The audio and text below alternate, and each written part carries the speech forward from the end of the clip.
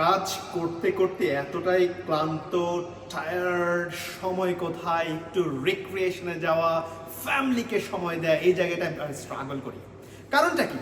Work এবং লাইফের মাঝে ব্যালেন্স করতে না পারার ব্যর্থতা এর অন্যতম একটা কারণ। ইতালির একজন বিখ্যাত ইকোনমিস্ট উনি একটা প্রিন্সিপাল আবিষ্কার করেছিলেন, তার নাম হলো পারেতো। তার নাম দিয়ে সেটা হলো 80-20 রুলস অফ সাকসেস। যারা সেলসে আছেন তাদের জন্য আপনি একটু ভালো করে আপনার লিডসগুলোকে অ্যানালাইজ করুন, অ্যানালাইজ করে দেখুন আপনার 20% লিডস 80% রেজাল্ট দেয়, রেভিনিউ জেনারেট করতে হেল্প করছে।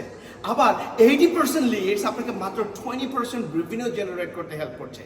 তাহলে একজন সাকসেসফুল পারসন কিভাবে এইটাকে ম্যানেজ করবে ইউজিং দিস পারেতো প্রিন্সিপাল?